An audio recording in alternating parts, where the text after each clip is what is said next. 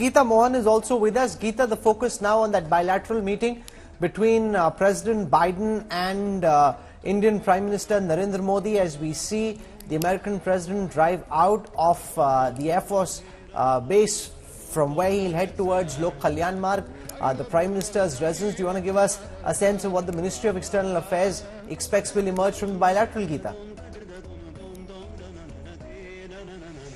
Well, the expectations are large when it comes to bilateral aspects. Of course, there's a multilateral format, but the bilateral is going to be very important. The takeaways will be from the meetings that took place in the United States of America, Rahul. A lot of forward movement on that front when it comes to the GE414 deal.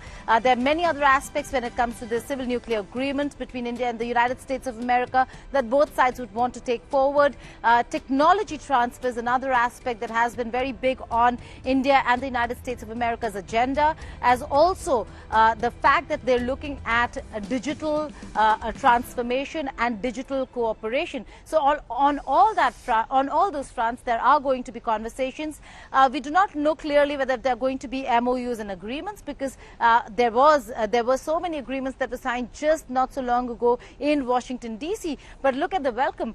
He's been welcomed to a fusion number between a classical South Indian song to an Ed Sheeran, and we have the protocol officer Aman Puri there receiving most of the guests. Now, I do not really know, Rahul, whether if Aman was there for this as well. The two very important protocol officers, Anshuman Gaur and Aman Puri, who have been receiving guests along with the ministers in waiting.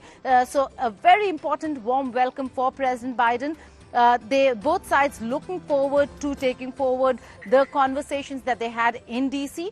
There will be a lot of outcomes when it comes to deliverables. But again, we'll have to wait and see what the joint statement of the two leaders are going to look like once the meeting is over. Also the fact that he's got an election coming up next year, even though whether it's a Republican president or a Democrat president, there's been bipartisan support, Geeta, for the relationship with India, but there's an election. So he's heading into an election. There's a lot more uncertainty around his election than there is around Prime Minister Modi's re-election. But of course, you still need to wait till the ballots happen, but far more of a messy contest in Washington and in the US than there seems to be in India. Is that something that weighs on the administration? Could that slow things down? Because one of the big challenges in diplomacy always is sustaining the momentum once a big bilateral gets over.